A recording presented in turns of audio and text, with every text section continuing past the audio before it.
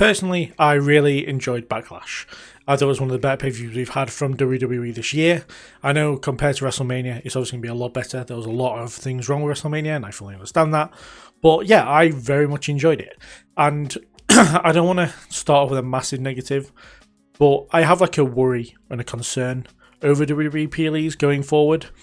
And it's more the fact that people are going to have their kind of, I don't know how to put it, like almost have glasses on to where if they hate what's going on outside of the ring, they're going to let that affect their opinion of what's going on in the ring, if that makes sense. So people, we know it's like the kind of the tag match. I've seen people describe it as a money grabbing match, but overall, I thought it was a pretty fun match actually. It was very entertaining for the most part. I'm not a Danhausen guy, and yet I found it quite entertaining. But I'll get more into that as we go on. But I feel like, as I said, you know, we know that they are getting rid of all the streaming stuff and all that kind of whatever. The adverts, the match lengths. Even though I'm pretty sure the match lengths, they didn't feel as bad as they did at WrestleMania. And all that kind of stuff is going to blur everybody's judgment, or at least the majority of people's judgment, which I feel like is only going to ruin people's reviews and stuff going forward. Because even people that I would, in my opinion, class as a reliable source for not only news but opinions and all that kind of stuff, they feel different. Like after WrestleMania and talking about Backlash, like they just feel like there's a different tone to it. And I worry that the case of that is because they don't like what's going on outside of the WWE ring with TKO, with adverts, etc. We all know what they all are. That everything there is going to affect everything that's going on in the ring. But they're going to go, oh, this was bad, and this was rubbish, and this was that. Or there's something that was really great. It's oh, it was only decent, it was only fine. But they're concentrating too much on, well, I don't like WWE right now, instead of going, I'm going to leave that to a side and enjoy whatever this is, like whatever pay-per-view it is, etc.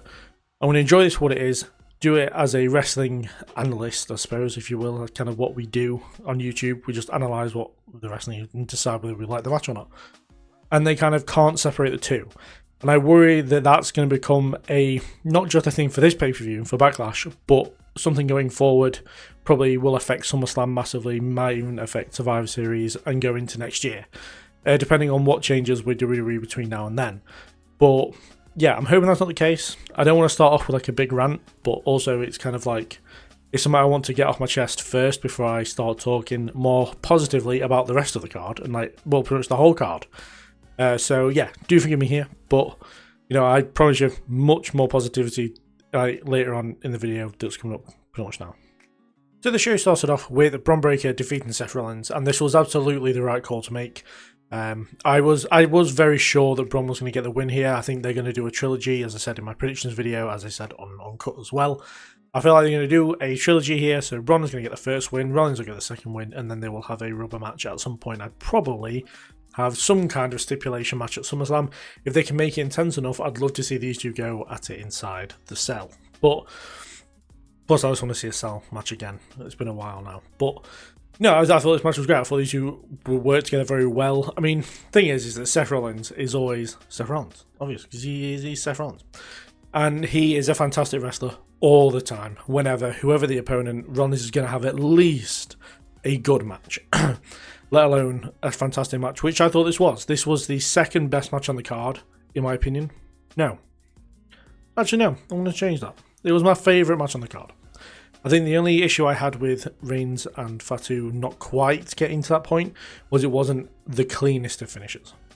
But I think for me, I know there was interference in this one. I know that the Vision got involved, but it didn't directly affect the finish, which I really enjoyed. You know, they could have quite easily gone with Rollins chases off Logan Paul, he comes back in the ring, he eats a spear, 1, 2, 3, and I would have been perfectly fine with that. It was still a very good match either way.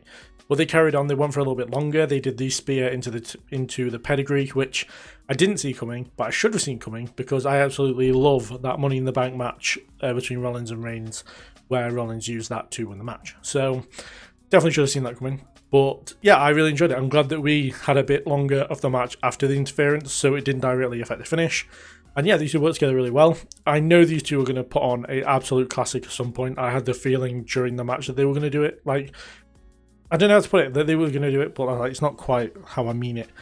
It's kind of like, I know these two can have a probably 5-star match, and I got that feeling that they could do it during this one, given maybe a little bit more time, maybe I say given a stipulation, maybe a Hell in a Cell, maybe a cage, maybe some kind of stipulation, as I've said. So for me, yeah, this was absolutely fantastic. Great way to open the show. I'm glad that the people on ESPN who watched it for free got this match, because they're going to see this and hopefully be like, wow, this was really, really good. But yeah, no, Bron Breakker getting the win, absolutely the right call. He should be winning this one. I can imagine Ronnie's going to get a win back either at Italy or maybe at Night of Champions, which will then lead into SummerSlam quite nicely. But yeah, fantastic match to start the show. Following that, Trick Williams defeated Sami Zayn to retain the United States Championship. Another result I was very happy with. Sami definitely shouldn't have been winning the championship back at this point. Trick, I feel like might have a bit of a lengthy reign, to be fair, but I think we're all looking for that Hayes and Trick feud on the main roster. Hopefully they have a better match than they did at Stand and Deliver at some point. But this one was still very good. I did prefer the WrestleMania match, but maybe that's just because of the moment of Trick winning. Kind of added to that, but this was still good. Sami Zayn kind of going after Trick before the match even started was disgraceful. Unbelievable behaviour there from Sami Zayn. If he's supposed to be this babyface, which we know he isn't, but he thinks he's a babyface, like he just wouldn't do that. He was attacking Lil Yachty for like no reason for multiple times during the match. But overall, it was a pretty good match. I gave it on my ratings that you can find on the shorts page right now. I gave it a 7 out of 10. I found it very enjoyable. I think these two work together very well, but I kind of want this feud to kind of be done now. Now, by this, I do not mean that I did not enjoy the Gingerbread Man feud or the storyline, because I bloody did. I loved it. And the thing is, I get it. People are like, oh, this is just silly, this is low quality, this is rubbish, this is 2019, whatever. Mate, wrestling is full of silly bollocks all the time. And we'll talk about that a little bit more in the next match. But sometimes it works. I think it worked absolutely here. The whole point was to make Sami a heel and Trick a babyface. Do the whole double turn thing. And they did this perfectly. Now, yeah, they could have done it during the match at WrestleMania, but not everything has to be Stone Cold and Bret Hart at WrestleMania 13. So, yeah, I thought the fact that they did it through a storyline, yes, is a bit childish, but the target market is children. So, as much as we want to love it as adults and, take it for what it is, at the end of the day, the target market is children. We know this. We're not idiots. We know it's fake. We know it's for children. And at the end of the day, they're going to do storylines which children are going to love. And yeah, maybe I'm a man-child because I love this storyline as well. And I was very, very emotional during the funeral. And I was absolutely furious that Sami interrupted the funeral. And also, Sami Zayn went to the open casket of someone he murdered. That's a bit weird. I think that's a little bit dodgy behaviour right there. But I certainly did. Like, what? You know what I mean? Like, if you...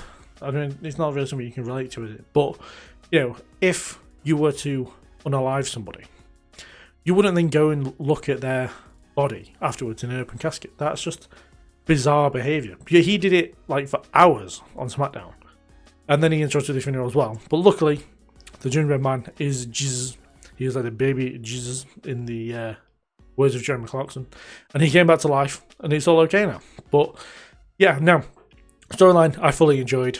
And again, I'm not hoping every storyline is like this with Trick. We know Trick can do serious storylines. We saw it multiple times in NXT. But this was a great way to make him a babyface. And yeah, hopefully he goes on to have a great reign as a United States champion. And hopefully we get that Carmelo Hayes feud as well. Because we know those two can cook. We just need to see on the main roster a little bit more. So this match, as I said moments ago, silly bollocks. And that's exactly what it was. So we had a tag team match, Danhausen, mystery partner, Miz and Kit Wilson. I never would have thought that this was how Miz got back onto pay-per-view during his own feud. Obviously, he's done Royal Rumbles in that since, but I felt like the last time he was on pay-per-view was against Gunther at Survivor Series 23, when he challenged for the Intercontinental Championship. My brother thought Miz might win that one. He's an idiot, but, we don't judge him too harshly. But Danhausen's partner. There was some theories thrown around. People thought Jelly Roll. I would have kind of understood that to a degree. If Jelly Roll had come out with Danhausen makeup on, it would have looked ridiculous, but I kind of would have understood to a degree. I know people would have hated the celebrity involvement. People got to chill out on that, to be fair. One guy I know, he thought it was Drew McIntyre. He's also an idiot. And then I thought, like a lot of people, it was going to be CM Punk.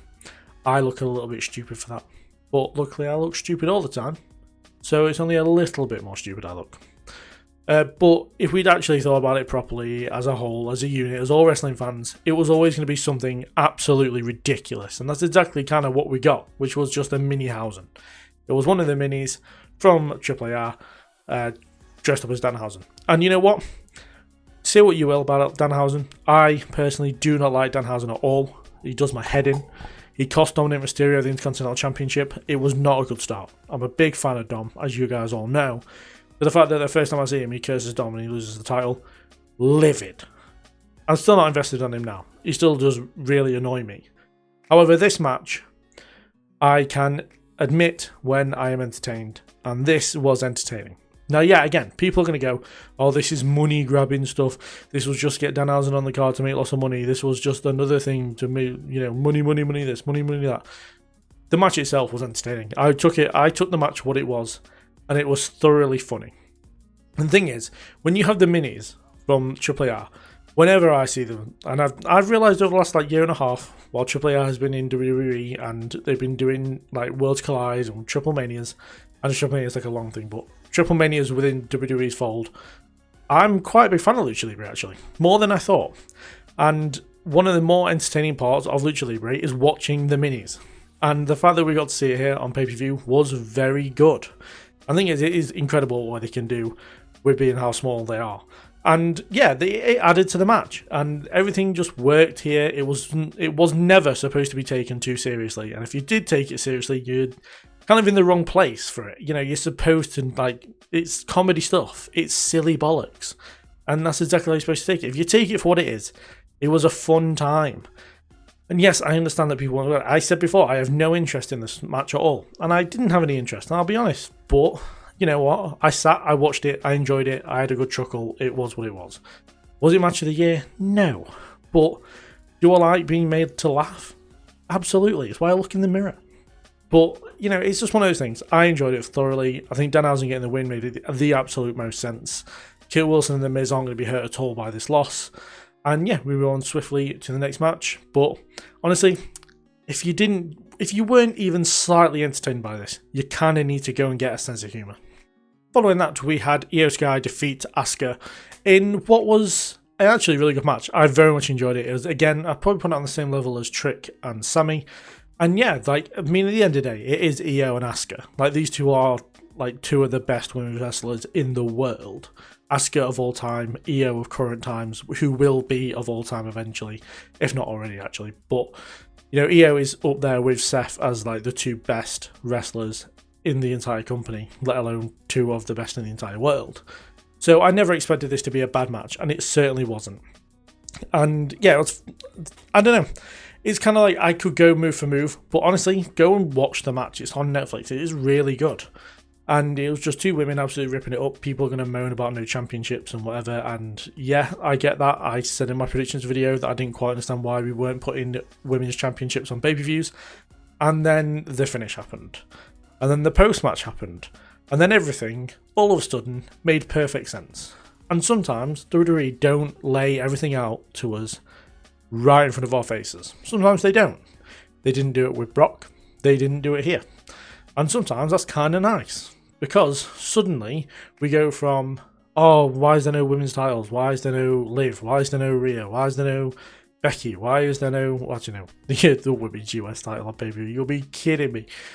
But people were asking those questions, especially with Becky starting a feud with Soul, and Rhea's now feuding with Jade again, I assume, but she was also feuding with JC Jane. That could have made a pay-per-view.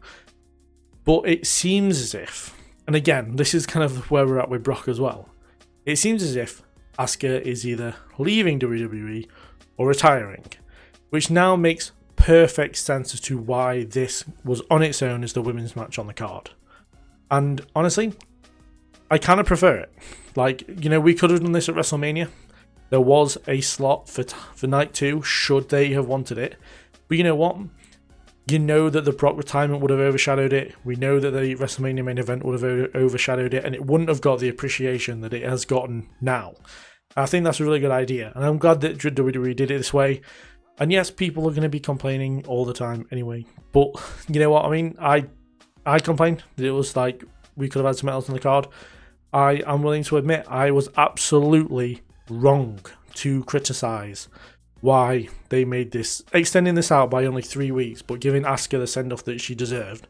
And people are going to go, well, she didn't really deserve it in this way because it was just a throwing match of a rivalry that was 8 months of, 8 months of build, and they weren't, and Kyrie wasn't around. And yes, okay, I get that point, but you're still not going to hate on Asuka now, are you? You're not going to. She's now, well, she seems to have gone now. You're not going to be a dick about it, hopefully. And you'll take it for what it is, which was a really special moment between mentor and student. Senpai and whatever the other word is for student in Japanese that I can never remember.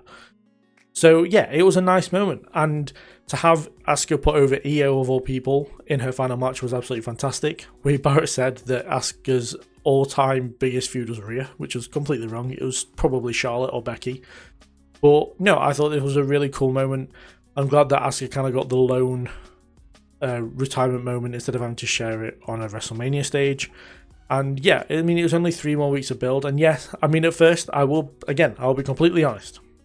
When I saw them come together and hug and respect each other afterwards, I was like, 8 months of feuding, 8 months of I hate you, to then go, oh, actually, I love you, you're my best friend, blah, blah, blah. But again, finer details have now come through, and obviously that isn't the case. And yeah, I mean, Asuka has had more than a Hall of Fame career.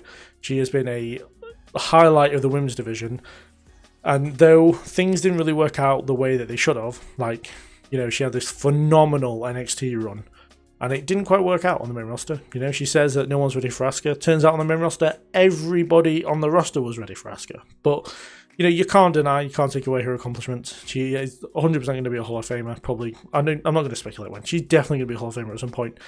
And yeah, just thank you very much, Asuka. After that, we had the John Cena history-making, groundbreaking, world-changing announcement, which was we're getting the John Cena Classic. And it's an event or a tournament or something. He lost me at times, I'm not going to lie. I may be an idiot. Maybe someone in the comments can let me know what the hell's going on. But there's going to be some kind of new championship, all based around kind of who is the best wrestler. It's going to involve NXT superstars and main roster superstars, which is great.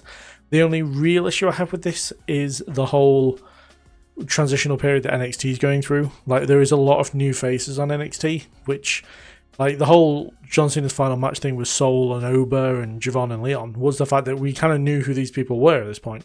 Whereas this one's going to be completely new matchups. So I'm curious to see what happens here. But there's no actual winner, and we can vote on who the winner is and all that kind of stuff. That's kind of where I got confused. And hopefully, if I see it written out, and once we get a few matches in, hopefully it'll all make sense. And yeah, we'll get into it and we'll know exactly what it is. But for now, I'm a little bit confused, not going to lie. But it was good to see John, as usual. I'm never going to not appreciate seeing Johnny Boy.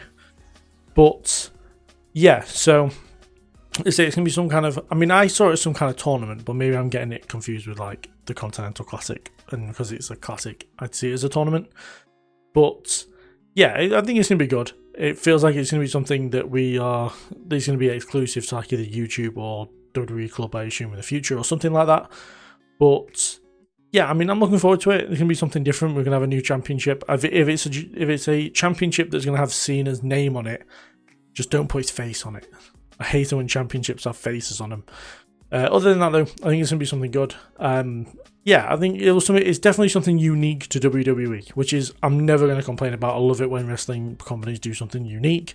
It's why I love the Owen Hart Foundation tournament. It's why I love the Continental Classic. Why I like King of the Ring. It's why I like the Royal Rumble. It's why I like Money in the Bank, etc., etc., etc. But yeah, so I think once I understand it, I'll look forward to it a little bit more. But as of right now, as I said, John lost me a little bit, I'm not going to lie. But hopefully somebody can explain it to me properly, or we'll just see it explained and it'll all make sense. But I'm looking forward to it. I think, as I said, it's something different, which is I'm never going to complain about. Finally, in the main event, Roman Reigns defeated Jacob Fatu, barely, to retain the World Heavyweight Championship. And yeah, no, for me, this was another fantastic match. Again, very similar level to the opening match, Rollins and Breakker, though the not so clean finish kind of puts that one above this one, but only just. But no, this was like fantastic. There was elements here of 2023 Roman Reigns, which I absolutely loved every single part of it. Whether it was the entrance, which I know he did the same entrance at WrestleMania, but I don't know, it kind of had that feel again. It felt big. It felt like a big match just because Roman was involved. And yeah, just having just the tad feeling of 2023 back is awesome because that was such a great time. He did the whole belt swinging thing, which looks a little bit suspicious, but very much enjoyed it. He did the smack talking during holds to Fatu, which I thought was great. And yeah, like everything about this just worked really well. These two have really good chemistry. Going by the post-match attack and the fact that Jacob like absolutely went for Roman afterwards, I assume this is going to continue. But what I do also assume is that Jacob Fatu is going to be suspended going forward because he attacked officials and referees, which will then mean that, I mean, I assume if rumors are true and Roman isn't doing Night of Champions, then this will continue going into SummerSlam. Assuming we don't get a July pay-per-view, which I've heard like suggestions that there won't be because we've got one late May and then one in early August. No, one in late June, one in early August. So maybe we won't get a July pay-per-view, but we do have a Saturday Night's Main Event. I don't think Roman Reigns is going to do a Saturday Night's Main Event. But yeah, it feels like the next match for these two is going to be at SummerSlam, where they might have some kind of tribal combat, bloodline rules, whatever Samoan bullshit fucking stipulation they're going to do. But no, as a match, I thought this was great. I do want to see Roman feud with somebody else. If he is on Clash in Italy, then I am hoping he's going to be feuding with somebody else for that one. Anyone in mind? Not really. Maybe a rematch with Punk. That'd be pretty cool on a lower scale. I think people go, oh, rematch with Punk on like a Clash in Italy. Yes. WrestleMania rematches sometimes just happen on B-level pay-per-views. So just chill out a bit. But you know, yeah, very much enjoyed it. And I'm trying to think of the moment it was. But there was a moment where Roman did the Superman punch into the spear. Usually that's a write-off. Usually that is it. But Jacob Fatu kicked out. Fatu did the Tongan fucking whole death grip, whatever they call it. I can't remember what it's called for the life of me. I can't remember it in the predictions video either. But he did that and then did it into a moonsault. I thought that was going to be it, and it wasn't. It did take until then the referee took a bump. I thought then for sure the Usos were going to come out. The Usos never came out, which is an interesting detail because the Usos said they weren't going to be his henchmen anymore, but I assumed they were going to show up here, and they didn't, which was very good. But Roman did end up not winning the match by the count that he used a exposed turnbuckle, which is what set Jacob Fatu off, which is fine. It continues the feud. These two are quite good with feuding. Would probably, I think the only thing that really confused me about this one was that Jacob used the Tongan grip of death immediately. Like, he went for it moments into the match on the outside of the ring. I would have saved it till way later on in the match till we got into those deep waters. But other than that, that was my only real complaint. I mean, even the screwy finish wasn't a complaint for me because that is how Roman Reigns does things. If his 1,360-day reign told us anything, is that Roman Reigns cannot win matches clean unless he absolutely has to. Like, even, again, with the CM Punk match at WrestleMania, he didn't win clean, technically. He should have definitely been DQ'd, but he didn't because leniency from referees, which is something we're seeing more in WWE, which is great. We saw it here, because Roman just grabbed the referee, and normally that would just cause a disqualification. Roman's really pushing the rules of matches to the limit, but if he's not getting DQ'd and it ends up being a cool match, I do not care. So, yeah, I look forward to seeing who Roman feuds with next. I don't think it's going to be Jacob, because I think Jacob's going to go through the whole suspended thing for attacking officials. So I'm hoping it's going to be someone new. If it's not, then that's fine. But yeah, having that feeling of 2023 Roman Reigns back is something that is definitely working for me. And yeah, hopefully we carry this on for a while, or at least till SummerSlam when he disappears again. But I'm curious to see how they get around him not being a Night of Champions, or whether he just disappears and that will be that. But I mean, to be fair, that might not be true. We're just assuming that from reports that we've heard. Maybe he is going to work it. I don't know. It feels weird that Roman wouldn't work a Saudi. Pardon me, bloody hell. It feels weird that Roman wouldn't do a Saudi event, but maybe that's just war and stuff. But yeah, no, I'm curious to see what goes on next for Roman. But yeah, very, very good match. Very much enjoyed it. Say, only just didn't get my match of the night just because of the screwy finish at the end. That wasn't terrible, but because Braun Breaker won clean, that's why I'm giving it match of the night. I hope that makes sense. So those are my thoughts and opinions on WWE Backlash 2026. Do put down in the comments below what you thought of the show. And yeah, don't be too thinking towards WWE in general. I just want to know what your thoughts on Backlash was and what the matches were, what you thought of the matches specifically.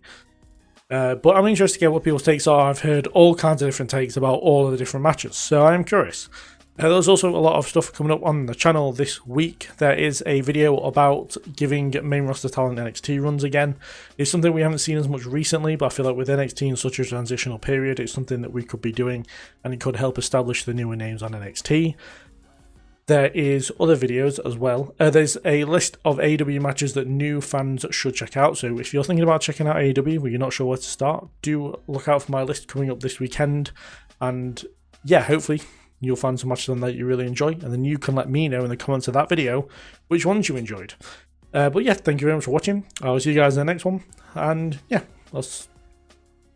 I kind of did the outro. Now it's awkward. Like the video and subscribe. Definitely subscribe, because we are nearly at 1k. So I'm about just around 30 subs off 1k. So do subscribe, do stick around. Lots of more wrestling content coming in the future.